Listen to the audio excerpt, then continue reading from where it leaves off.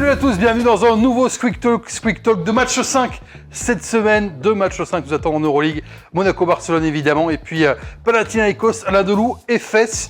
On parlera aussi dans cette émission de Greg Popovich, avant évidemment le quiz que tout le monde attend. Vous l'attendez messieurs en place? Oh que oui, comme chaque semaine. Texel Berkani, Nicolas Bayou, bonjour. Salut Fred, salut à tous. Bonjour messieurs. Et le quiz vous opposera comme d'habitude à Nils Sonimus. Bonjour Nils, à distance comme d'habitude. Salut Fred, salut à tous. Sous la pluie de la Côte d'Azur, hein, pour une fois. Absolument. C'est ça, malheureusement. Pour une fois, Faut vous en donner un peu. c'est bien fait. Exactement, C'est pour une beau à fois qu'on Paris. a un petit peu de soleil en région parisienne. Pleut sur la Côte d'Azur. Va-t-il pleuvoir sur la Côte d'Azur demain, sur Monaco ou sur Gaston Médecin? C'est ce qu'on va voir tout de suite dans notre débat.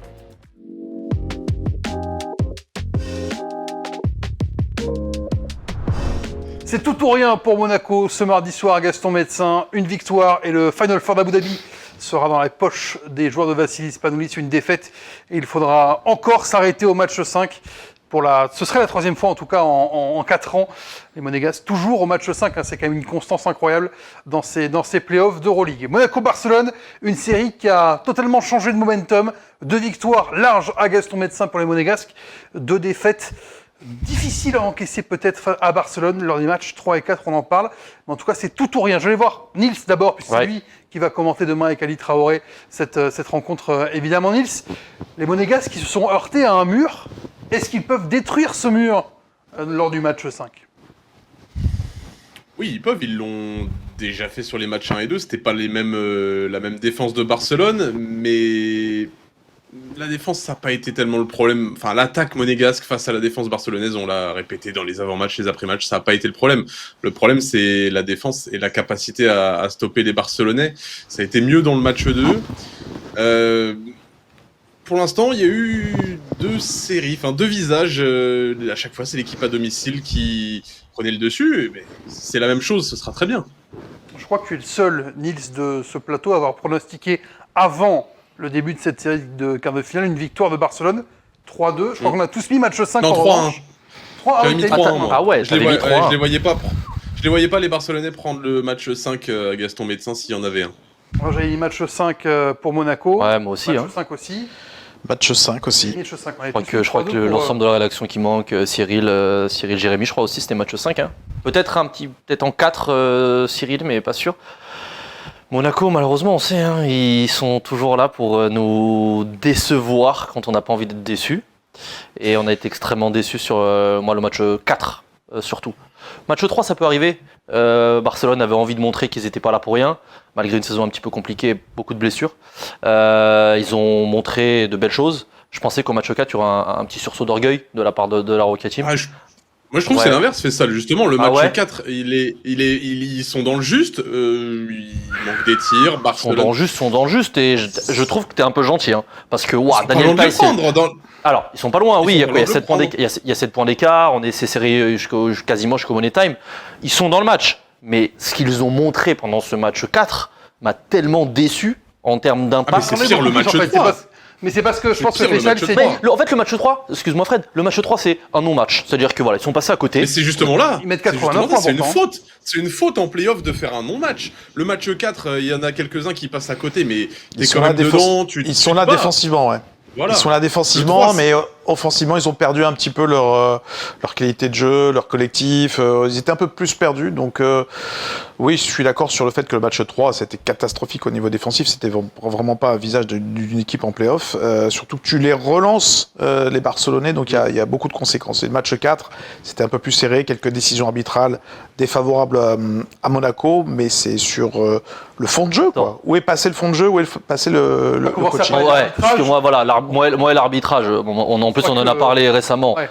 Non. Quand t'as Okobo à -1 d'éval, quand t'as Theis qui fait le pire match depuis qu'il est arrivé, quand t'as Jordan Lloyd qui, on dirait c'est moi qui joue au basket, tellement Jordan Lloyd on le reconnaît pas. Non mais encore. Le pauvre, non mais le Jordan Lloyd, et je sais à quel point il a été important pour l'histoire de la Roca Team, que ce soit en Betclic, que ce soit en Euroleague.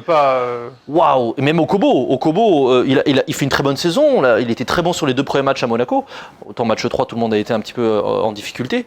Il est catastrophique sur ce match. Il n'y a que Mike James et Strazel qui montrent de belles choses. Diallo est toujours assez régulier, donc j'en parle pas. Okobo, Theis qui ont été Qu'est-ce que tu veux faire vraiment ciblés défensivement, Ouais. aussi par Ouais, l'attaque et puis- Moi, barcelonaise. c'est ça qui m'a déçu en fait dans ce Et match. puis mot du genou, Daniel Theis, qui avait jusqu'à présent été très convaincant, il était Ouais. mot du genou, en retard des deux côtés du terrain, en défense, en attaque, il les envoyait bonnes des passes décisions, molles. ouais. Après- C'était pas le grand Daniel Theis qu'on a vu depuis le début de saison. Donc Ouais. quel visage on va voir sur ce match 5 de Monaco, parce que là, on est un peu plus partagé. Quand les deux premiers matchs, tu dis c'est un basket magnifique, et là tu perds évidemment un petit peu de confiance après avoir perdu Ça les aussi, matchs hein. 3 et 4. Ouais, la dynamique. Donc c'est elle est dure. l'interrogation, elle est là. Et puis Tarpé, quoi. Moi j'ai envie de dire, faites jouer Tarpé sur le terrain. Moi je veux le voir dans le 5 de départ. Osons faire des choses comme ça avec un Thierry Tarpé dès le départ. Vassilis Spanoulis, Ouais. qui n'a pas tenté au match 3, qui n'a pas tenté au match 4 d'avoir une rotation fondamentalement différente ou un tout petit peu d'avoir un grain de sel comme Tarpé, va se dire c'est un match 5, je vais prendre des risques. Alors je sais que pendant les playoffs, tu réduis ton effectif, tu prends Ouais. moins de risques. Mais ça a marché. Ça marchait. Repartons sur des bases du match 1 où Tarpé a été précieux pour la Rocket Team. Il a apporté son écho dans le jeu au niveau défensif, dans l'application, dans l'intensité. Même offensivement, il va te permettre peut-être de faire une extra passe. Mais surtout, voilà, c'est le moment de sortir les coronesses là. Et donc Tarpé, c'est le joueur idoine pour moi pour donner le rythme du match. Nils, tu voulais rebondir Moi, je trouve juste qu'on réduit un petit peu trop Barcelone. Alors, les Monégasques, ils ont raté des choses, C'est vrai. mais je pense qu'après les deux premiers matchs, on a vu Barcelone tout petit. On s'est dit, ouais, Monaco, ils sont largement au-dessus. Alors, c'est vrai, sur les deux premiers matchs, ils ont dominé, mais on a un petit peu vite enterré Barcelone, qui a quand même énormément de talent. Jabari Parker, on l'a vu, qui est capable de scorer dans toutes les positions. Kevin Punter, il force pas, il met 14 points par match. Il y a quand même du talent dans cette équipe, mine de rien. Il y a de la taille Ok, avec il aurait du Yusufal talent, qui a Nils, pu mais faire mal. ils ont deux blessés majeurs. Bon, la Provitola depuis le début de saison, mais tout, un Nunez Vezeli. au relais, Vezeli Vezeli. qui joue pas. C'est comme si t'enlevais quand même 3 joueurs à port. T'enlèves Okobo à Monaco, t'enlèves Thaïs, justement. Enfin, Ouais. c'est fou quand Mais même. tu fais jouer plus de joueurs qui sont des guerriers comme Britsuela, comme Britsuela, Parra, Briles. comme Hernan Gomez, qui font énormément de bien parce qu'ils t'apportent. Peut-être qu'il manque un petit peu à Monaco et que Spanoulis n'ose pas mettre ses joueurs. La grinta, la hargne, d'aller, voilà, comme je t'ai fait ça, j'imagine qu'il Oui, d'aller au contact, d'aller toucher l'adversaire, comme dit Ali. Les blessures peut-être permettent d'avoir ces joueurs-là qui, dans les playoffs, mine de rien, t'apportent beaucoup. Et je suis d'accord avec Nico, Terry Tarpey, il pourrait t'apporter ça. Et des fois, quand tu vois Okobo rentrer, quand à la fin, il te met Okobo, Lloyd, James, et du coup, il te manque un guerrier, il te manque un mec qui va aller prendre des rebonds, mettre des écrans et mettre des coups, quoi. Ça peut être ça, ce qui peut faire pencher la balance, je pense, le côté envie en fait. Les Barcelonais, ils ont montré qu'ils en avaient envie. Ils avaient envie de remontrer un visage conquérant, de faire de beaux matchs devant leur public. Là, ce match 5, ils sont en pleine confiance. Ils savent qu'ils peuvent battre cette équipe de Monaco. Ils ont le talent pour le faire, malgré les blessures. Donc il faut à Monaco qui se donne à fond. Et j'aimerais aussi voir d'autres joueurs, et je ne parlerai pas que de Tarpé. Moi, à l'intérieur, j'aimerais bien qu'on monte Younas en fait. Où est monté Younas? Ouais, Je ne comprends pas. Peut-être qu'il est blessé, on ne le sait pas. Peut-être qu'il y a eu une embrouille et tout. Monté Younas, il est là depuis le début de l'histoire européenne avec Monaco. Il a montré de belles choses. Il n'est pas cramoisi. Quand tu ne sais plus quoi faire et quand Thaïs c'est pas bon, putain, mais mets-le. On appuie à l'intérieur, que ce soit Ah ouais. Younas ou peut-être Papayanis. Mamjete Ouais, on a qui Mam. était très bon. Mamjete. Pourquoi Mam, il a dans ses cette limites. série, c'est incroyable. Il a ses limites offensives qu'on connaît. Selon le match, tu n'as pas de continuité. Ouais. Tu sais que ça va être un jour un joueur qui va briller, qui va mettre des points, qui va t'apporter. Le lendemain, il est plus là. Donc c'est difficile aussi d'avoir dans une série comme ça de la continuité qui te sert de base pour ton jeu des deux côtés du terrain. Là, tu sais pas sur qui t'appuyer. Mike James, moi je trouve pour le moment est plutôt irréprochable par rapport à d'autres playoffs. Donc lui, c'est dans la continuité, il est bon, mais Okobo, c'est les montagnes russes. Daniel Theis, on en a parlé. Donc c'est difficile à la fois pour le jeu de l'équipe et pour le coach. Donc c'est pour ça que j'ai l'impression que Spanoulis est un peu perdu parce qu'il sait pas où aller, quoi. Jordan Lloyd, porté disparu aussi. Jordan Un Lloyd, match je à 13 comprends- points, moi, le 2, je crois, Nils. Je comprends Tu pas. me corriges si je me trompe. Et le reste, 0 ou 1, quelque chose comme ça, à chaque fois. Ouais. Ouais, Ça, ouais. C'est compliqué, rare de le voir comme c'est ça. Hein. Jordan Lloyd, normalement, c'est un mec un peu régulier, qui apporte vraiment ce petit côté fougue et tout, et qui est complémentaire un peu de ses coéquipiers autour du terrain. Et là, on le reconnaît pas du tout. Mais Il a encore été pas mal je gêné par les blessures, hein, Ouais, Jordan Lloyd, bah ouais, mine de le rien. dos. Le dos, ça arrête lui pas. fait du mal depuis au moins 2 saisons là, de mémoire. On en avait beaucoup parlé il y a déjà 2 ans. On en a moins parlé cette saison quand même. Ouais, Il a parce que disputé plus de matchs. Il a disputé plus de matchs, mais c'était genre des petites absences. Je reviens, je joue un peu, je suis un peu absent.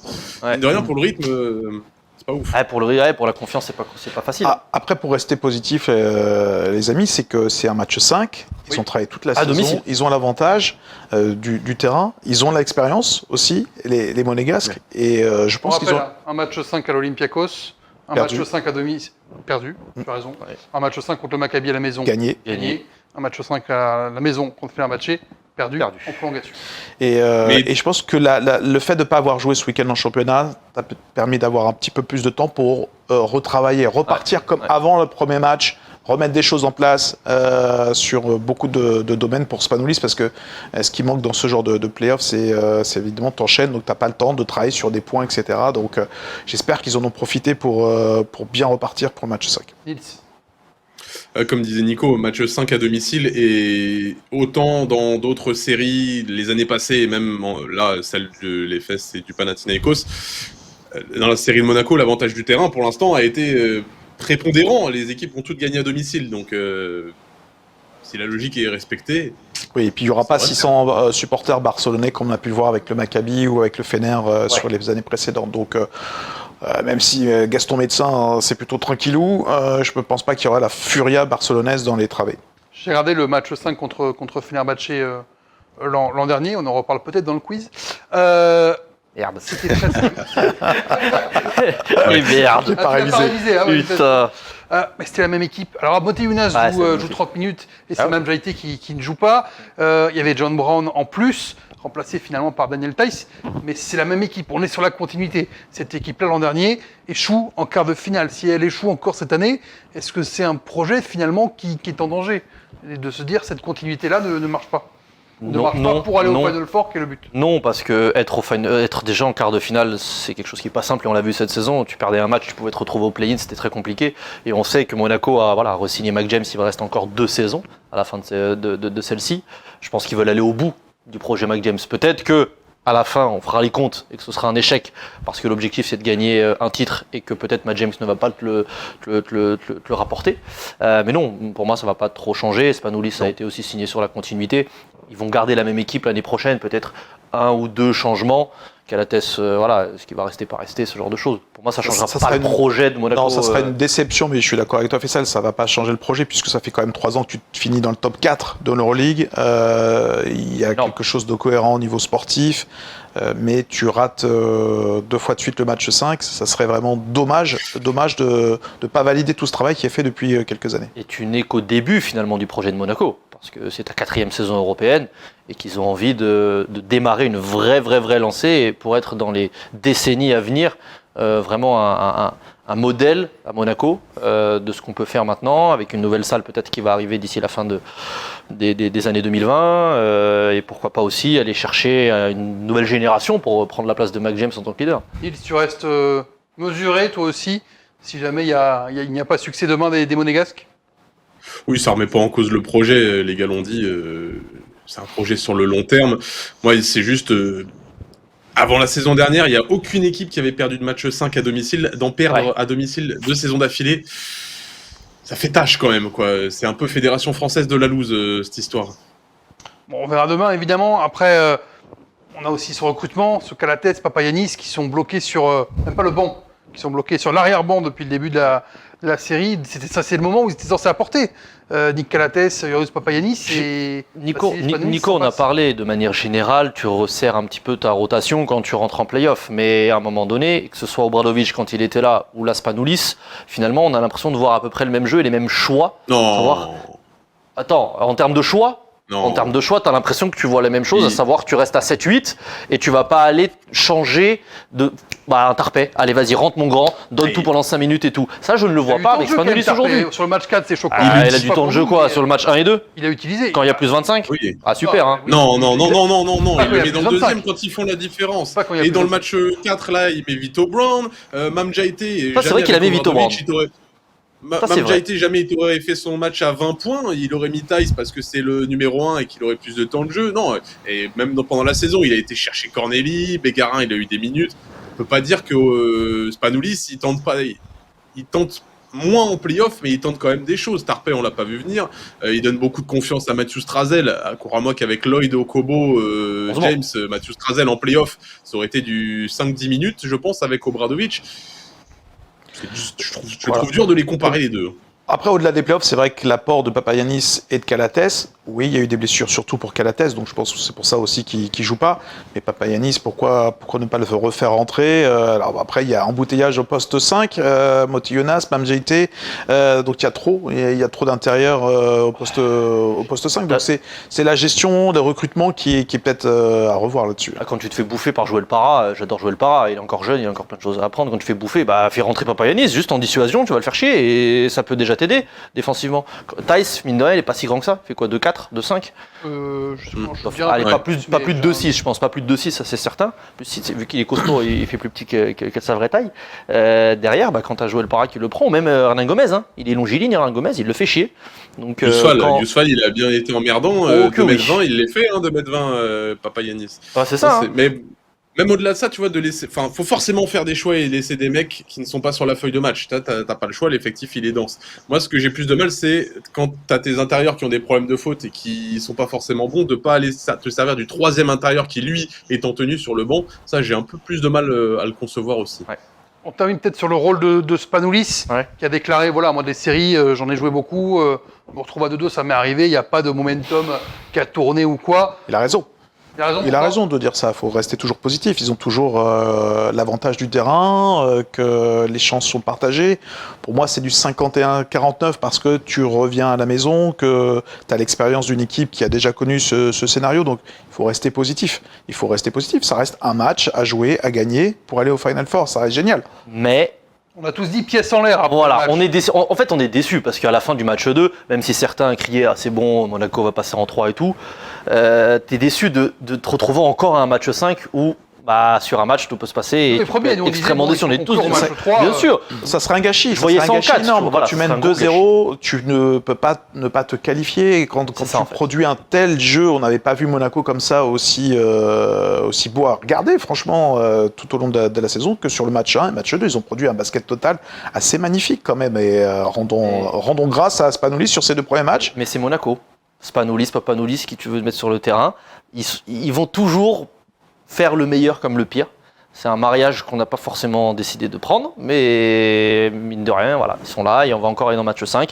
Et ça peut être encore une histoire de folie. Et s'ils vont se qualifier, t'imagines, finale au buzzer, là, comme ça, là, un match incroyable et l'ambiance qu'il pourrait y avoir à Gaston Médecin.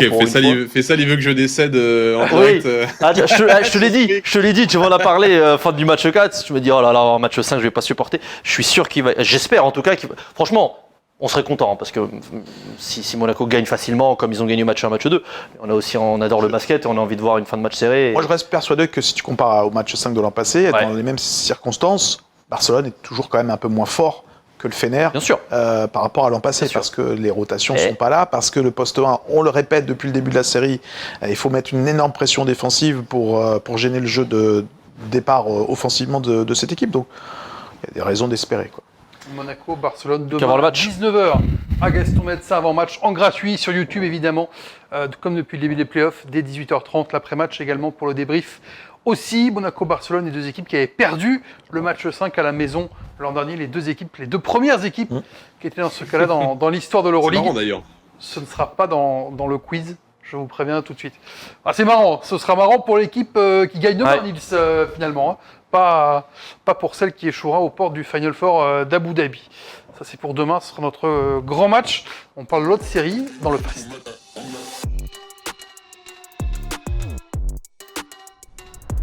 Le Fast, pour revenir rapidement sur les infos et les actus de la semaine. Donc, l'autre série entre l'Anadolu et le Pana, ou plutôt entre le Pana et l'Anadolu, puisque c'est le Pana qui reçoit à l'OAK. C'est chaud depuis le début. Que oui. Sur le terrain, en dehors aussi avec les polémiques alimentées tout seul. Un match, une nouvelle histoire. Voilà. C'est vraiment, on adore. Mais on va parler du terrain, le terrain où il y a à chaque fois 4 points d'écart au maximum dans cette série, où le Pana avait gagné le match 3. L'Anadolu a pris le 4 pour aller renvoyer la série à l'OAK. Nico, tu l'avais annoncé, je suis tenu sur cette série, ça va être la plus série, tu avais raison.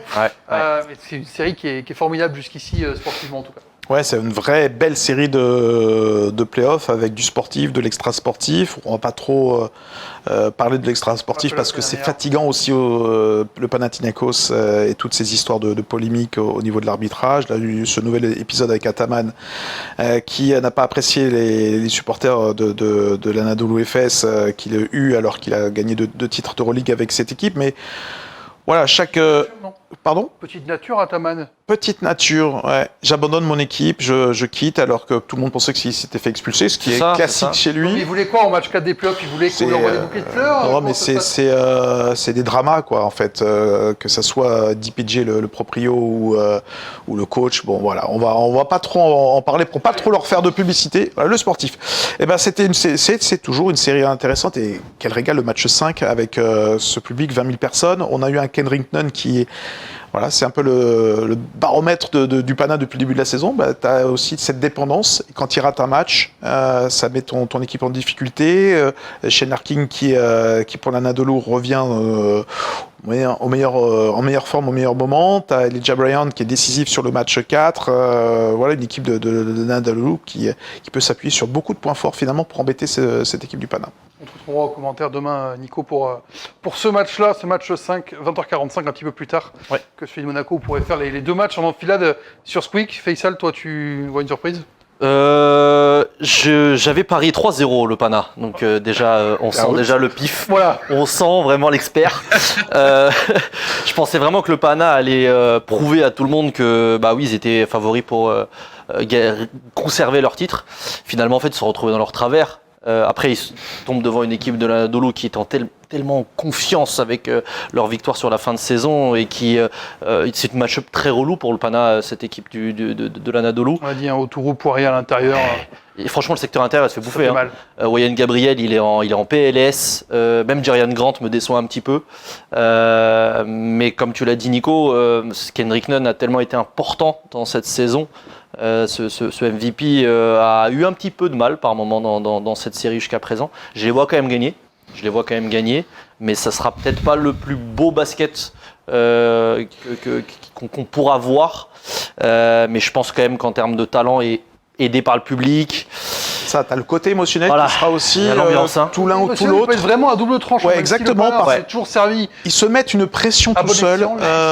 Les places sont arrachées d'ailleurs en 4 heures là sur le match 5. Mais ils se mettent une pression là, pas forcément les joueurs, mais les coachs. On dirait, tu sais, les Brésiliens au foot Coupe du Monde 2014. Tu sais, où ils étaut tous en chialade quand ils avaient l'hymne, les supporters pareil.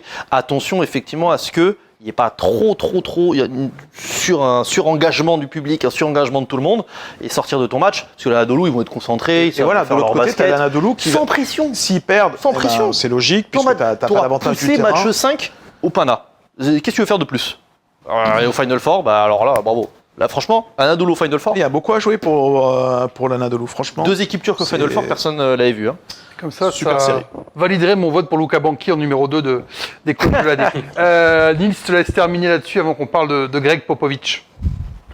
Il n'y a pas grand-chose à ajouter, mais merci. Un petit fact. Non, tu me l'as donné. C'est que l'Anadolu Efes, ils ont de l'expérience aussi. C'est une équipe où tu as Shane Larkin et Elijah Bryant, ils ont déjà gagné des titres. Vincent Poirier aussi. Poirier avec le Real qui a beaucoup d'expérience.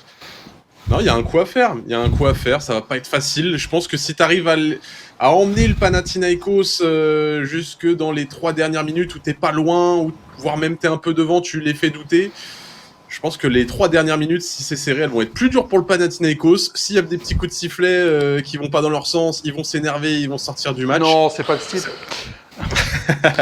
Pour moi, c'est ça le but pour l'Anadolu Efes. C'est d'emmener le Panathinaikos, d'être dans la rencontre. Aux alentours des 70 points, à mon avis, ça, c'est un scénario qui va favoriser l'Anadolu.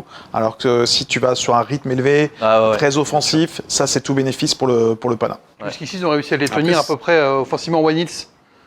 C'est aussi une équipe qui est capable de scorer l'Anadolu, mais oui, en effet, si le Pana met la folie dans le match, mais je crains que ce soit le cas. En gros, pour moi, c'est est-ce que l'Anadolu va pouvoir suivre offensivement le rythme et rester dans le match jusqu'à dans les dernières minutes où ça va se resserrer, où ça va maillotcher, où potentiellement le Pana peut craquer. C'est la question de ce match 5 pour moi. Pour l'instant, il n'y a pas un match où une équipe a inscrit plus de 87 points, donc on n'est pas non plus sur des délires offensifs Ah, c'est pas Barça Monaco. incroyables. C'est pas Barça, Monaco. Panathinaikos Anadolu, 20h45 pour le coup d'envoi demain soir. Petite promo, petite La prono. promo, ce sera pour La promo, le on quiz. voilà. Et surtout le prono.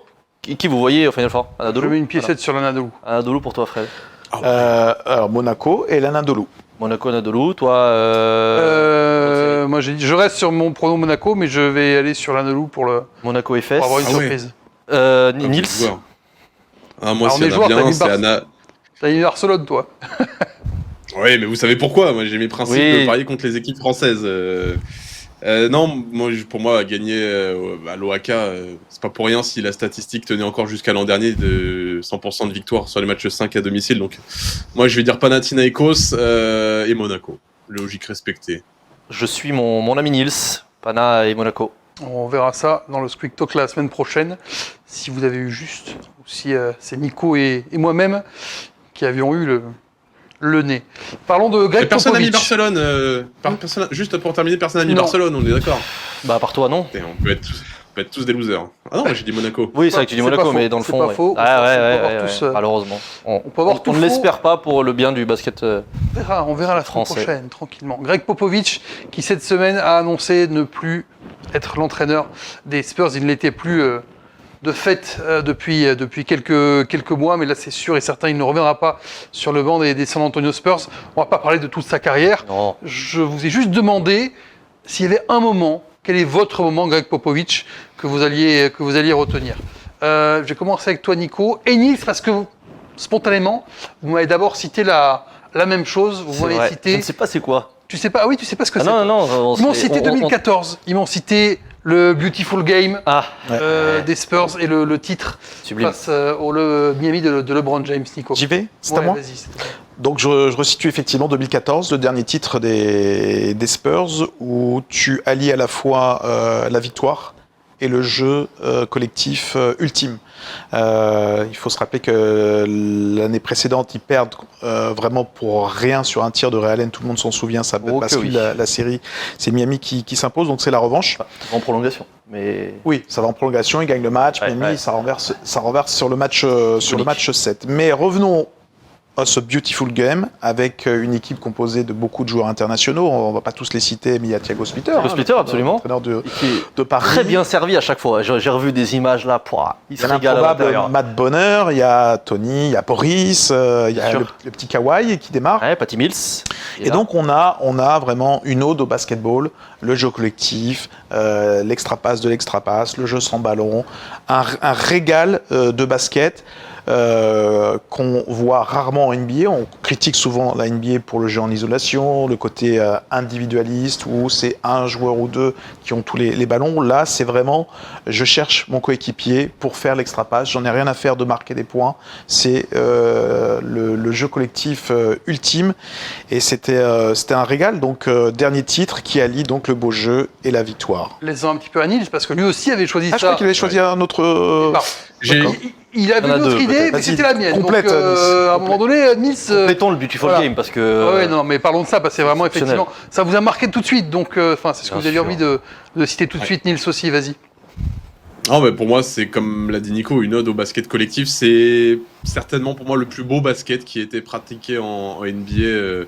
Alors, je vais pas dire de tous les temps parce que il y a des années que j'ai pas connu avant. D'ailleurs, Magic Johnson dit que ce basketball pratiqué par les Spurs Ça en lui rappelle son 2014 lui époque. rappelait son époque, oui, la manière dont c'était joué, où c'était Le Showtime. altruiste, où on jouait les uns pour les autres. Ouais, mais le Showtime. Même Boston, il hein. dit aussi, il dit si vous voulez voir une équipe avec des dunks, des paillettes, tout ça, allez voir ailleurs. Mais si vous voulez du basket construit, du collectif, tout ça, regardez les Spurs. Mais c'est clairement ça. Ça a montré dans. Il y a pas mal de compilations, des vidéos qui s'appellent The Beautiful Game justement sur YouTube. Ça a montré à tous les jeunes. C'est un clinique de passe avec Boris Dio en tête de file Boris Dio qui est dans cette histoire pas loin d'être MVP des finales. Hein. Il a été dans les discussions. Ouais, moi ça m'a marqué. Je peux continuer à regarder des vidéos tous les jours de Bien sûr. ce titre-là, de cette épopée-là, de cette saison des Spurs. On s'en lasse jamais. Si tu regardes les 25 dernières années en NBA, quelles sont les équipes qui t'ont marqué comme ça? Est-ce que tu as les Pistons début des années 2000 pour la rudesse et il y a un titre. Les Warriors qui Les ont Warriors marqué avec Curry. pour autre chose, mais c'était aussi un basket très, très agréable. Mais le jeu ultime comme ça, collectif, je pense qu'il n'y a que les Spurs qui, sur les 20 dernières années, ont proposé un truc aussi fantastique et en plus, ça gagne, quoi. Ouais, et en plus, c'était pas contre n'importe qui. Enfin, ils gagnent leur titre en finale contre Miami avec LeBron James, Dwayne Wade, Chris Bosh, qui était. C'était une équipe qui était pétrie de talent offensif, mais qui était aussi très souvent dans les meilleures défenses de la ligue. Donc, ce jeu-là, ils l'ont pas fait face à des peintres, quoi. Ils l'ont fait face à une équipe élite, peut-être une des plus talentueuses jamais assemblée. Et il gagne la finale. Il gagne la finale 4-1. 4-1, ouais. Vraiment en détruisant. Ah ouais, Détruisant Miami, je sais plus quel match est le plus abouti. Il y a un match où ils mettent. Il y a un plus 25, je sais plus Ouais, à la quel mi-temps match, là, avec genre 15 pas décisifs sur 16 paniers ou quelque chose d'assez fou comme c'était une set. J'ai dit un peu n'importe quoi en chiffres, mais on l'est pas. Mais c'était à peu près l'idée. C'est dans Pour revenir à l'essence du truc, c'est quand même Greg Popovich qui est à l'origine de tout ça et c'est pour ça que c'est lui d'abord le Beautiful Game parce qu'il laisse la liberté à ses joueurs qui sont faits pour ça. C'est là toute l'intelligence d'un joueur. Un Boris Dio, tu vas pas lui dire de marquer 25 points, tu vas lui dire de faire ce que tu sais faire. Tu as tout le QI nécessaire et tout ça s'est un petit peu répandu sur toute l'équipe et ce qui permet aux Spurs de produire un jeu fantastique. Voilà votre moment Popovich à Nico et à Nils. Ouais, Nils. Je termine juste parce qu'on parlait de Popovich, on a beaucoup parlé des Spurs, mais il y a une image après ce titre de 2014 où il est assis bord terrain, où il est le regard dans le vide, où tu le vois pensif. Et il y en a beaucoup qui s'accordent à dire que en gros c'est l'aboutissement de sa carrière et qu'à ce moment-là il se dit waouh, et en fait je pourrais jamais faire mieux que ça. Le Beautiful Game, donc le moment Popovich pour Nico et Nils. Et puis avec, pardon de le rappeler, des joueurs en fin de carrière, entre guillemets. Ils avaient tous passé 33, 34, 35 ans. Dans la force de l'âge, moi j'aurais dit, tu vois, j'aurais pas. Force de l'âge. Force de l'âge. Et ça, tu passes les 30 ans, t'es vieux. C'est fini. Alors que du Caprio du basket. 30. On réglera ça. On réglera le compte de Faisal avec Nico après l'émission sur les âges petits cons. Plus la fin de carrière que le début, pardon, mais bon, c'est pas grave. Tiens, garde la parole, puisque t'as envie d'en parler. Quel est ton moment Popovich, Faisal ? J'ai deux moments. J'ai un moment que tout le monde connaît. C'est plus j'ai un moment en particulier que j'ai en tête, mais c'est surtout le côté drôle de Popovich en fait, que j'aime beaucoup. C'est un mec en fait qui adorait faire des blagues, qui adorait taquiner. Pas au début. Pas au début. Le mec sort de l'armée. Hein. Ouais. Pourtant, c'est un mec qui file droit. Et puis, c'est là où tu vois son évolution. Voilà, l'évolution. De l'Air Force, pour être exact. L'évolution qui devient, et puis moi, du coup, je le voyais toujours comme le papy attendrissant. T'as envie d'aimer, t'as envie de. T'as un problème avec la vieillesse, toi ? Non, pardon, j'ai pas le droit de dire que Popovich depuis 10 ans c'est un papy, j'ai pas le droit. Vas-y, c'est un papy. Moi je le voyais comme l'image du papy qui savait tout, qui était trop fort et qui en plus était drôle. Tout le monde a le Hack-a-Shaq évidemment face à Shaquille O'Neal. Moi j'avais aussi c'est un match contre les Sacramento Kings. T'as Kawhi qui remonte la balle et qui ne suit pas le système, qui fait une vieille passe à Ginobili dans le corner alors qu'il était bien défendu. Ginobili qui essaie de repasser à Bertans. Et t'as Popovich qui engueule Kawhi parce qu'à la base le système c'était de passer à Bertans, il était tout seul à 3 points à 45 degrés. Et t'as Popovich qui lui dit mais il fallait lui passer la balle à lui. Et il fait Becky, le blanc là. Juste pour dire Bertans, je sais pas s'il avait oublié le nom de Bertans, si c'était juste qu'il était vénère, il dit il y en a qu'un blanc là, un grand blanc lituanien, c'est lui. Donc voilà, c'est juste des images à la con. Les tons, pardon. Et ça avait fait même rire l'arbitre qui était juste à côté. Donc c'est des anecdotes qui sont drôles et qui montrent à quel point Popovich est un mec qui a su évoluer et attendrissant et drôle en plus. C'est ton moment Popovich, c'est ça ? C'est mon moment Popovich et moi j'ai un moment même personnel. J'ai eu la chance de me faire engueuler par Popovich. C'est propre. Ça c'est propre. On était au Hall of Fame 2023 de Tony et on a eu la chance d'y aller pour une émission l'an passé et on était à la soirée d'après cérémonie. C'était la soirée de Tony, donc il y avait toutes les personnes dans sa vie perso et sa vie, tous ses proches. Et il y avait donc Duncan, Ginobili, il y avait tout le monde, donc c'était déjà une dinguerie d'y être. Et Popovich était là. Et sur la fin de soirée, on était... Tard donc Tard, il était 2-3 heures du matin. Popovich voulait rentrer et moi j'ai été accoudé à la table où il y avait son trophée du Hall of Fame. Et il était de l'autre côté de la table. Et la table était un petit peu grande, donc il était de l'autre côté et le trophée était de mon côté. Donc je vois qu'il essaie de tendre son bras pour aller chercher le trophée. Sauf que je vois qu'il a le bras trop court. Donc moi, un mec sympa, je prends le trophée et je lui tends. Et là, il me fait un regard, mais noir. J'ai l'impression que c'était ma mère qui allait m'engueuler parce que j'ai fait une connerie. Donc là, t'es au fond du sac. Je commence à avoir une petite goutte et il y a de la musique et tout. Hein. Je vois tout le monde autour de moi. Donc il y avait Cyril qui était là, il y avait Stephen Brun et il y avait pas mal de monde. Tout le monde s'arrête. Ils voient tous le regard de Popovic et il y a Popovic qui me regarde droit dans les yeux et qui me fait « Don't touch my trophy ». J'ai jamais eu une panique comme ça de ma vie. Je me dis, mais il va me défoncer, il va y avoir la sécurité, j'en sais rien. Genre, ça a duré 3 secondes, hein, mais dans ma tête, ça a duré 1000 ans. Je suis en panique, il me regarde droit dans les yeux pour au final dire, nah, I'm joking. Il prend son trophée et il s'en va en souriant. Et j'étais en tremblotage pendant 2 minutes comme ça. Le charisme du mec. Mais le charisme de zinzin, je me rappelle Stephen qui vient me voir, qui me fait alors, t'as stressé mon grand et tout. Et c'est juste, c'est fou quoi. Et puis, il est parti, il a dit au revoir à personne. Trophée sous le bras, comme ça, bonne journée, 3h du matin, il rentrait tranquillement. Voilà, juste ça, je pourrais le dire. Je me suis fait engueuler par Quand toi Popovic. aussi, tu seras vieux. Exactement, quand je serai vieux, je pourrais le raconter. Mais En tout je cas- pense que, oui. En tout cas, on Ouais. retient que quand tu demandes à Faisal son moment préféré de Popovic, lui, il te parle de lui, quoi. Écoute, je me suis permis parce que je sais que c'est pas souvent qu'on a pu se faire engueuler par une légende comme ça. Mais Mais il l'a c'est bien beau, raconté. Il l'a bien raconté, on C'est était vrai. 2 minutes en apnée avec lui. C'est ma 2 minutes petite, les plus ma intenses petite- du Sweet Talk de la saison, c'était pour toi. Oh bah, c'est gentil. Mais ma petite anecdote Popovic, mais voilà, au-delà de ça, c'est une personnalité tellement majeure et qui a traversé les générations. C'est-à-dire que voilà, c'est Je juste vous donne le exceptionnel. mien pour Allez, terminer vas-y. avant le quiz. C'est nous plaisir. 2023, novembre 2023, un match contre les Clippers où Kawhi revient à San Antonio et Kawhi est hué par la foule avant de tirer un lancer franc. Et là, on entend une voix, c'est Greg Popovich qui vient prendre le micro de la salle et qui dit « Arrêtez de huer, ce n'est pas nous, ce n'est pas notre culture ». Il repose le micro et il retourne à son banc. Les fans ont continué à huer, mais pour moi, ça montre tout ce qu'est Popovich au-delà du basket. Ça n'est La pas valeur que le basket. humaine. La valeur humaine du mec. C'est lui. Pas que le basket. Et ça a toujours été ça. Et d'apprendre aux joueurs finalement que le basket, c'est une partie de la vie, une partie de carrière, mais qu'il y a tellement de choses autour et qu'on ne peut pas finalement être un bon basketteur si on est humainement pas là. Pour moi, c'est ça Greg Popovich dans toutes ses interviews, voilà, où il défend des valeurs, il va attaquer Trump, voilà. C'est Popovich, il a jamais eu la langue dans sa poche, il l'a toujours montré face aux médias, et ce jour-là, il te dit, non, moi je joue au basket, mais si on joue au basket comme ça et qu'on a eu des gens qui nous ont apporté un titre, finalement, ça me va pas, et j'avais besoin de vous le dire. Et ça, on l'a jamais revu, je suis pas sûr qu'on le revoit tout de suite. T'enverras ça aux fans de la WFS là, qui ont tapé sur Ataman.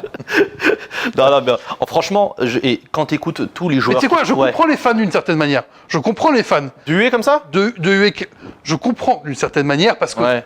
t'es dans un rôle de Ton fan, ouais. voilà, de mettre la C'est pas un pression. mauvais machin. réflexe. C'est peut-être un... Je n'ai pas dit que je cautionnais, je dis que je comprends. Ouais.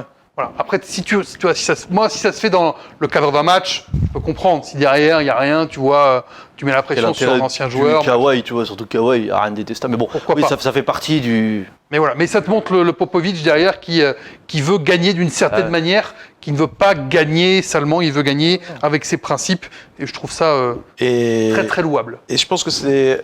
Tu parlais de son évolution, Faisal, mais c'est quelqu'un qui, un petit peu comme tous les coachs NBA, voire la NBA en elle-même, il y a 30-40 ans, était complètement fermé à l'international. C'est quelqu'un qui s'est ouvert, qui a montré énormément de respect, par exemple à l'équipe de France, à Vincent Collet, Bien sur sûr. les compétitions internationales.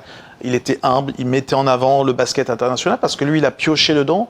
Et c'est lui qui a créé quelque part le modèle du jeu international dans son équipe. Donc je retiens aussi, moi, ces valeurs-là de respect de l'adversaire, quoi. Dites-nous en commentaire sur YouTube votre moment Popovich, évidemment, à vous, le truc qui vous ressort dans votre expérience NBA Nils, et puis après on passe au quiz.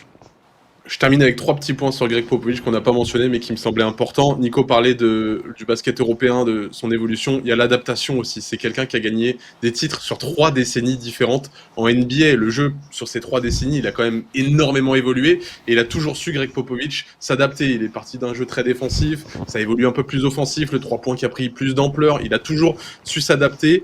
Il y a aussi le fait de propulser des joueurs comme Danny Green, qui bat le record de 3 points sur une finale NBA, alors que c'était pas avant ça, c'était pas un énorme joueur. Il a changé d'équipe et c'était pas non plus un énorme joueur. Des joueurs comme Bellinelli qui ont pu jouer avec lui, comme Thiago Splitter qui a eu un énorme rôle, Boris Dio qui a eu une carrière NBA moyenne et qui a eu un rôle énorme à San Antonio. C'était aussi ça, c'était de mettre en valeur des joueurs qui ailleurs étaient des joueurs lambda.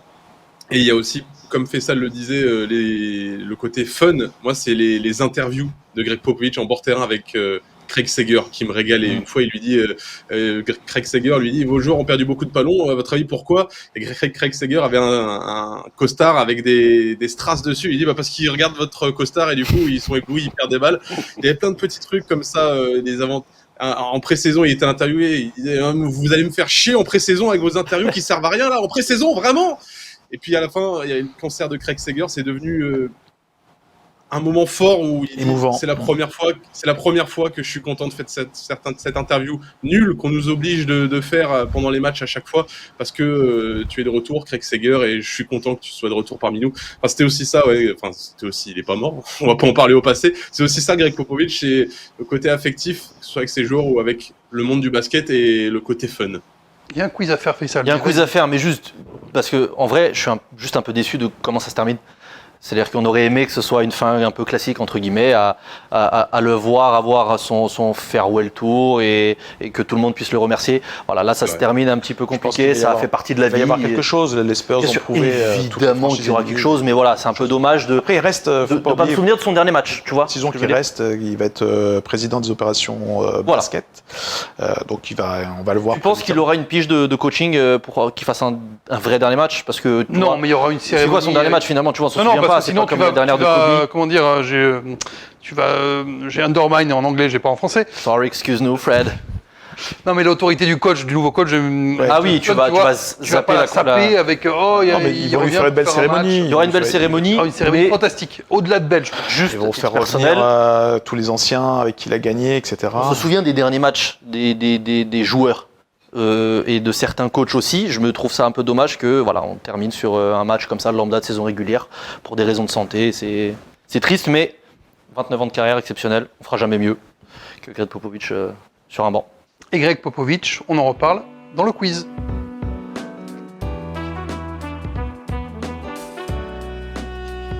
Le quiz du Squeak Talk, messieurs, à vos ardoises, évidemment, comme toutes les semaines, on joue ensemble. On va reparler d'Greg Popovich, mais pas tout de suite. D'abord, je vous demande, et à écrire sur vos tablettes, pas de rapidité, qui était le meilleur marqueur de Monaco lors du match 5 contre Fenerbahçe l'an dernier? Ça vaut 2 points, il n'y a pas de proposition. Qui était le meilleur marqueur de Monaco lors du match 5 contre Fenerbahçe l'an dernier? Petite réflexion. Avant ce match 5, peut-être que... Je ne sais pas si Nils a encore beaucoup travaillé, il a beaucoup avancé. Il était en week-end, je sais qu'en week-end en général, Pas du tout. il fait autre chose, voilà. Ah oui, on fait autre chose le week-end, on essaye en tout cas. C'est pas simple. Alors, qui était le meilleur marqueur de Monaco lors du match 5 contre Fenerbahçe l'an dernier? Vos réponses, Mike James, Alpha Diallo, et tu me dis Mike James. Bonne réponse pour Nico et Nils. Non, il n'y avait pas de piège. Il n'y avait pas de piège. Il n'y avait non. pas de piège. Il n'y avait pas de piège, elle vaut 2 J'hésitais avec points Eli pour Okobo, commencer. mais- Ah, j'ai failli mettre au Kobo. Mike James, 20 points devant les 16 de Donatas Motiejunas et les 15 d'Eli Okobo. Question à 1 point. Donnez-moi le coach d'Euroleague qui a participé au premier match 5 de l'histoire des playoffs en 2009 entre Barcelone et Baskonia. Quel coach d'Euroleague actuel a participé au premier match 5 de l'histoire des playoffs en 2009 entre Barcelone et Baskonia? Attends. C'est-à-dire, Je répète la question. Vas-y, répète. Quel coach d'Euroleague actuel a participé au premier match 5 de l'histoire des playoffs en 2009 entre Barcelone et Baskonia? On a le droit à une. Mais il était coach. Il était coach, voilà, merci. Il était coach en 2009? Non, il était joueur. Ça sent le piège. Regarde sa tête là, c'est un piège. Non, mais il est coach, Ah, il est voilà. coach actuellement. Il était joueur, il est coach actuellement. Il y a 2 réponses à cette question. Il y a le coach, il y a Ce le sera joueur. mon seul indice. Il y a un coach et un joueur. Quel coach d'Euroleague actuel Donc il y a. a participé au premier match 5 de l'histoire des playoffs en 2009 entre Barcelone et Baskonia? Je vais tenter deux. Je Il peux y a- tenter 2 réponses? 2 réponses Possible. à cette question. On peut mettre 2 réponses possibles? Non, tu mets qu'une réponse. Ah, c'est- Mais il y a 2 réponses Oh. possibles. Ça vaut un point. Hein. Eh, tu sais quoi? De toute façon, j'ai envie de vivre dans Pour la la vie. dernière fois, Fred, répète ta question. Quel coach d'Euroleague actuel Voilà. a participé au premier match 5 de l'histoire des playoffs? Il y a un coach En aujourd'hui. 2009. Il était là en Il a 2009. joué à Barcelone ou à Baskonia? Et Baskonia. Ou coaché. C'est-à-dire, mais je connais les réponses. Je vois ce qu'il veut dire. Il y a un joueur qui est coach aujourd'hui Oui, et il y a un coach qui coach aujourd'hui encore. oui. Voilà. Ouais. Donc je On a tente. peut-être beaucoup dit pour donner un point à Nico, mais C'est pas grave. Tu sais, c'est pas nous- grave, Moi, je suis collectif. Moi, je suis. Beautiful basketball ou pas beautiful basketball? Beautiful basketball. Voilà. Tu veux que je le répète une dernière fois ou pas? Non, je pense c'est que bon. hein. Allez, Tu me laisses 10 secondes. je te laisse 5 secondes. Stéphane, Je te laisse 5 secondes parce que le quiz est devenu la partie les la rêves, plus... les rêves de 98 que personne n'a. Putain. Jérémy, il est en PLS là, il sait pas ce que c'est là. Alors, Allez, messieurs, moi, je tente pour ça. réponse. Dushko Ivanovic pour Faisal. Quelle réponse tu me donnes? Ah, mais je croyais qu'il fallait en donner Une 2. seule, j'ai Ah bah dit. non, mais non, mais non. Oh, Nico Ouais. Dushko Ivanovic et Nils, tu me dis Saras, voilà. Saras. Bah C'est oui. une mauvaise réponse pour Nils. Ah mince, putain, heureusement que je l'ai pas tenté. Et hein. c'est une bonne réponse pour Faisal et pour Nicolas. Bah c'était Ah, qui le joueur? C'est pas juste. Attends, Je suis désolé, attends. c'est pas Du coup, juste. c'est qui? Ah, c'est Splitter. Thiago- Le joueur, c'est Thiago Splitter, Splitter. c'est Splitter, il est à Ah, Baskonia. d'accord. Franchement, D'accord. franchement, c'est pas juste parce que Faisal Qu'est-ce qu'il y a Berkani il nous a aiguillé sur des trucs qui sont totalement faux. Comment ça, c'est faux? Mais pas du tout. Bah, Thiago Splitter était joueur. Il y a un joueur qui était coach, qui était joueur c'est pendant vrai. ce match-là. Et Bah Dushko oui. Ivanovic était coach de Bah oui. Baskonia, il est coach maintenant. Ouais. Mais, en Euroleague, mais hein. dans ma tête, j'avais J'ai aussi dit Saras. Dushko, en hein. plus. J'avais dit Saras aussi. Ouais. Et Je pensais qu'il était déjà NBA Splitter, moi. il est arrivé 2011, je crois, un truc 2009, comme ça. c'était Non, je crois qu'il est encore, arrivé 2011 ou 2012. Oui, mais pardon. En 2009, Ok, 2009, il était bien on, en- on peut enchaîner ou pas? Oui. Question Ah, mais tu 3. nous as tourné la tête là. Oh avec ta question. là là, elle était pas compliquée comme question. En plus, je vous mets deux réponses. On refait des anagrammes. On refait des La semaine anagrammes. s'il te prochaine, plaît. je vais être. Tiens, allez. Evan Fournier, il a gagné une série de playoffs pour la première fois depuis les quarts de finale de Pro B avec Nanterre en 2010. Dieu. Donnez-moi le nom d'une franchise NBA Ouais. qui a éliminé Evan Fournier au premier tour des playoffs dans sa carrière. Une des 4 séries où Evan a eu du temps de jeu. Il y a 4 franchises. Je suis quand même sympa là. Vous en Ouais, mettez ouais. qu'une. Ouais. Je répète. Une franchise qui l'a éliminé. Une seule franchise. Vous mettez une seule réponse sur Il votre a tablette. éliminé Une Fournier. franchise qui a éliminé Evan Fournier Ouais. au premier tour des playoffs NBA. Je n'accepterai qu'une seule réponse. S'il y a 2 réponses sur votre tablette à partir promis. de maintenant, c'est pas bon. Il n'y en aura C'est qu'une. bon, Nico, ou Il n'y pas en aura qu'une. S'énerve, hein. Mais il s'énerve. C'est le lundi matin. Il est... Je m'énerve parce que je vous donne des questions cadeaux où il y a 2 réponses. Pour, voilà, et vous voulez des machins, des Ils trucs. sont peut-être pas forcément aussi bien formulés que d'habitude. Alors, donnez-moi le nom d'une franchise qui a éliminé Evan Fournier au premier tour des Franchise playoffs d'Euroleague. NBA dans une des 4 séries où Evan a eu du temps de Oh jeu. là là, Un nom de franchise. j'arrive pas. Ah, tu mets une franchise NBA au pif, hein. Faut tenter. hein. J'en mets 3, moi. Si tu en mets 3, c'est moins 3 points. j'attends. On va commencer au point négatif dans ces quiz. Allons-y. Les Spurs pour Faisal, Indiana Pacers pour Nicolas et pour Nils, Miami Heat. C'est un magnifique raté collectif. Oh merde. Ah, Attends, à joli. Denver. À des qualités à Denver. Quand il était à Denver, les Warriors en 2013 Ah, ont éliminé merde. Evan Fournier. Quand il était à Orlando, les Raptors en 2019 et les Bucks en 2020 ont éliminé Evan J'aurais Fournier. mis aucune Et des quand trois. il était à Boston, c'est les Nets en 2021 qui ont éliminé Boston. Quand il était à New York, il n'a pas joué en playoff, donc on n'a pas compté les séries de playoffs de New York. Pas top la question. C'est bon, de toute façon. 1 point pour le plus près, 2 points si vous faites Oui. tout pile. Combien de victoires, saison régulière et playoffs cumulés pour Greg Popovich? Combien de Une victoires? T'as dit quoi? Tout confondu. Combien de victoires en carrière, saison régulière et playoffs cumulés Euh... pour Greg Popovich? Ok. Je vous donne un indice. Toutes les victoires de Non. Mitch Johnson cette année ont été comptabilisées Ah. dans le bilan de Greg Popovich. Ok. Oui, c'est pas un gros Euh, indice.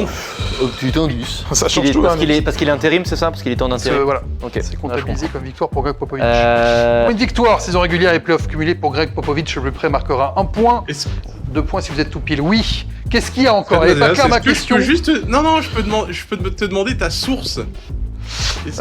Basketball Reference. Ok, bah, j'ai peut-être pas le bon chiffre alors. Moi, c'est ma source, c'est Wikipédia que j'ai révisé avant le quiz et... Ah.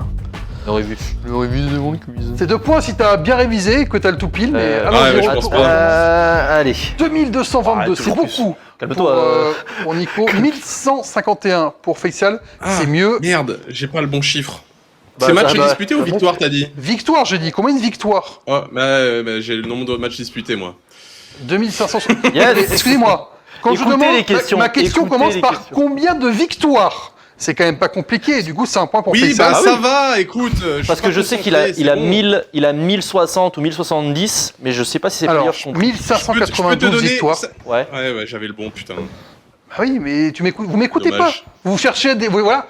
Vous cherchez Bah la oui, petite bah bête moi je au lieu fais de pas m'écouter. répéter 15 fois la question, voilà. c'est et devrait. On moi, se fait engueuler maintenant, hein, ça c'est... 1592, Ouais. 1422 en saison régulière et 1170 pardon, en play-off. Donc tout compris, ça fait. 1592. Je reste. Question 5. Prenez votre tablette. Vous allez me faire une liste de 7 joueurs. C'est- 7 joueurs français C'est beaucoup. qui ont évolué sous les ordres de Popovic. Greg Popovich Ah, tu nous régales à là. San Antonio. Il y en a 7. Tu nous régales. Si vous avez les 7, vous marquez 4 points, puisque vous aurez un petit bonus Grand Chelem.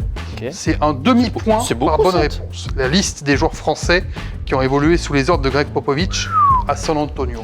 C'est assez facile, mais Ouais, il 7. faut trouver les 7. Pour l'instant, Nicolas est à 3 points. Faisal et Nils sont à 2 points. C'est serré. Ah ouais, même avec mon point là. Oui, même avec ce point-là, tu as... Je suis nul. Il y en a 7, c'est ça? Oui, le monsieur te J'adore. demande. Vous saviez comme j'en ai J'adore. marre, je prends mon temps pour écrire les questions ça le va. dimanche, pour les À dimanche 23h, Voilà. devant la Formule 1. Et là, faites-moi répéter les questions. Faites-moi la liste Attends, des attends, joueurs parce que c'est pas français simple, qui ont quand même, cette évolué affaire. sous les ordres de Greg Popovich à San Antonio. 7 joueurs sont attendus sur vos tablettes pour un demi-point par bonne réponse et un demi-point bonus si vous me faites le grand chelem. Je vois que ça réfléchit fort. En plateau, Nico. Il m'en t'en manque un, combien il m'en manque un. Je pense savoir celui qui te manque.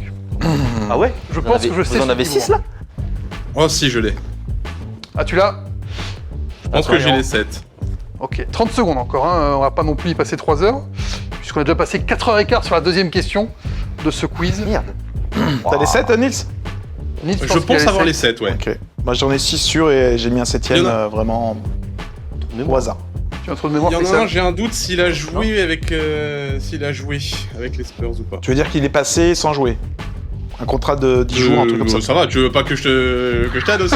Non mais j'essaye de comprendre. Allez, il te reste 10 secondes. Je finissais c'est ta ça. phrase, Nils. Ouais, c'est un peu ce que je voulais dire. C'est bon, tu es... Attends. Il met du pif. Ouais.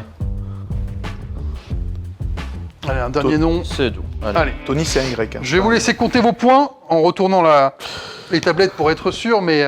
Abdoulouad. Putain, j'ai oublié Wemby. Oh, Anthony je suis un Parker, T'as oublié Wemby. Wemby. abruti, T'es vraiment- putain. c'est pas Mais possible. je pense trop avant. C'est pas possible.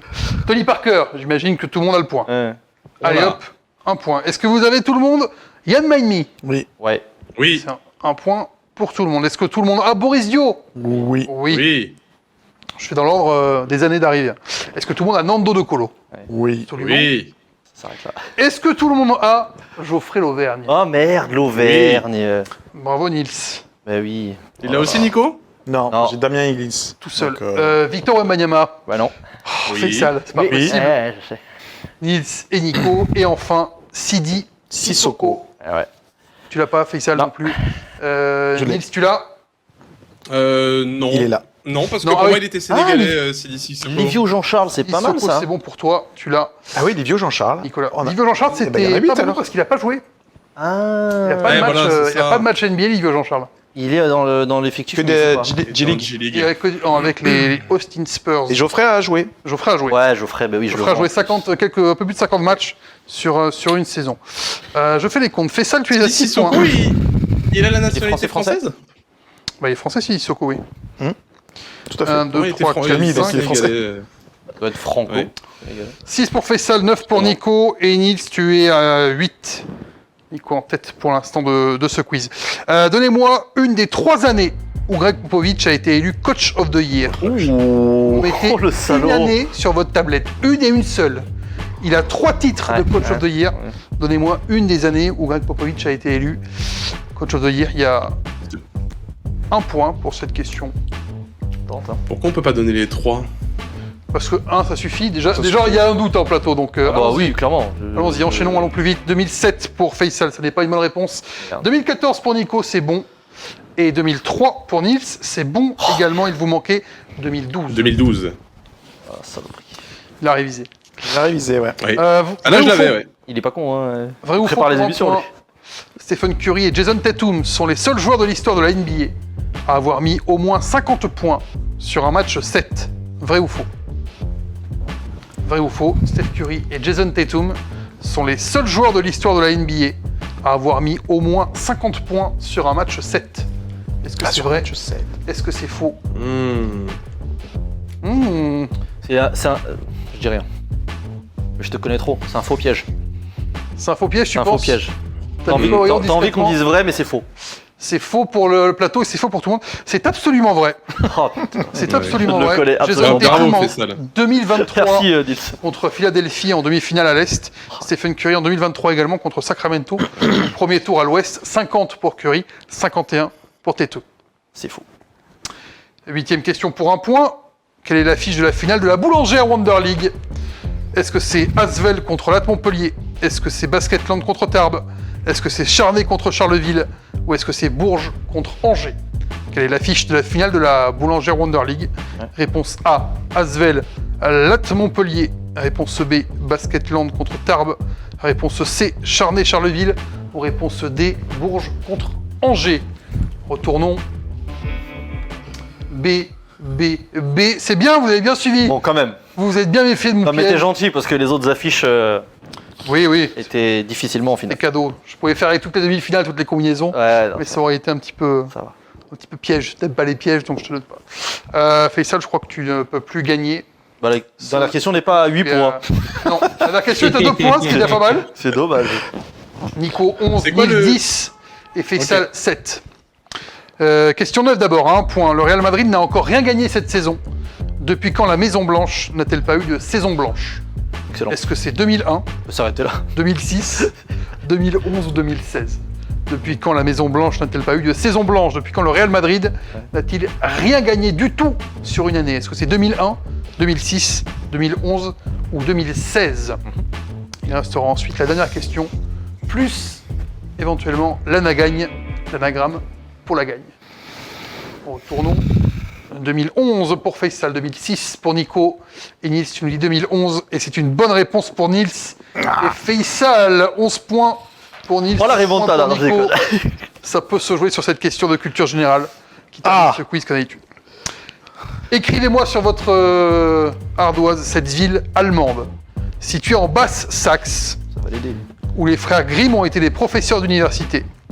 Une ville qui a été chantée par Francis Cabrel, par Patricia Cass, par Barbara.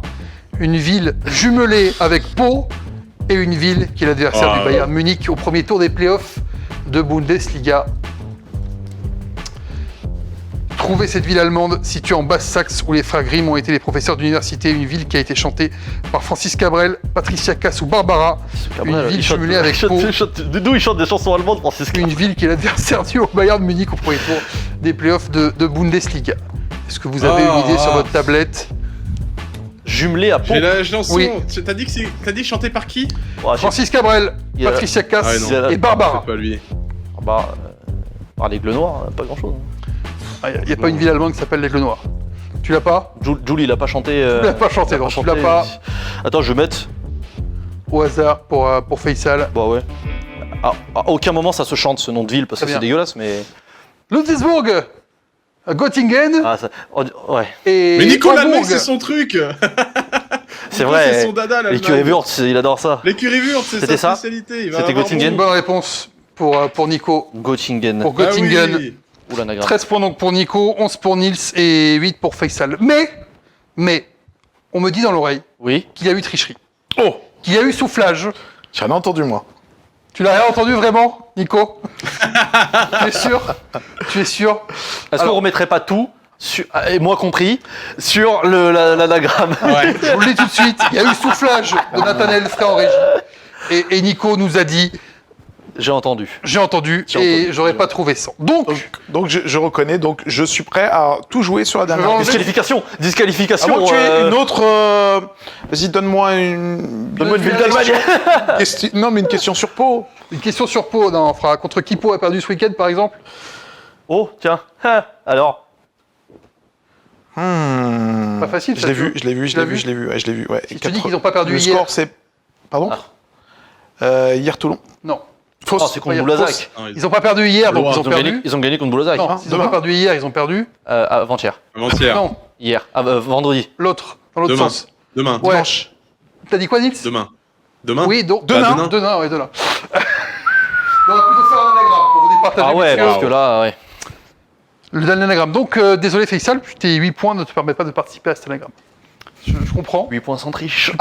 8 points sans triche, c'est vrai. C'est vrai que Nico, c'est moche de ne pas avoir annoncé la triche. Ah, je suis choqué. Voici l'anagramme, Nico et Nils, pour vous départager. Qui est Feyenoord Athlètes? Si je l'ai avant le E. Tu lèves la main si tu l'as Ah, éventuellement. je me tue là. Parce que... Pour gagner ce quiz, on cherche un joueur. Stephen Castle.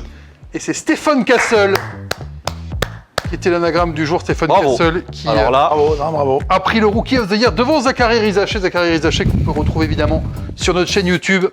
Dans ce documentaire que tu as réalisé, Nicolas. ouais, Tu n'as pas gagné le quiz, mais tu as fait un beau doc. Réalisateur. Ouais, c'est ça. avec ça, c'est Zachary pas mal. Rizaché. Ah, Deux gros docs à voir, hein. Le doc de Rizaché, Rookie. je rêvais d'avoir le Zachary. trophée aujourd'hui, rien que pour dire à Fessal, ne touche pas mon trophée. Exactement. Ah non, Rookie Zachary, il faut aller le voir. Tu Et n'avais Mathias pas Sosa. Göttingen en vrai, donc voilà, la Je le victoire revient reconnais. Je le reconnais. à Nils sur Bravo. cette Anagagne. Nils, bravo. Tu as tenu. Il a et le bravo. trophée du fair play, Nico. Il a fallu qu'on lui arrache un petit peu la triche de la bouche, mais on va lui donner le trophée du fair play.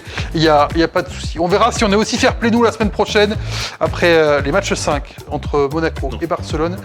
Non, bon, c'est réglé déjà pour Nils. Et entre le PALA et l'Alain WFS, rendez-vous ce mardi sur Squeak dès 18h30 sur YouTube pour l'avant-match. Le coup d'envoi de Monaco à 19h. On sera également avec vous pour le débrief en direct et en clair sur YouTube. Et puis 20h45, Pana, Anadolu, FS. On saura la semaine prochaine qui sont les 4 qualifiés pour le Final Four. On en reparlera évidemment dans le Squeak Talk. On aura également un quiz aussi endiablé que celui-ci. À la semaine prochaine.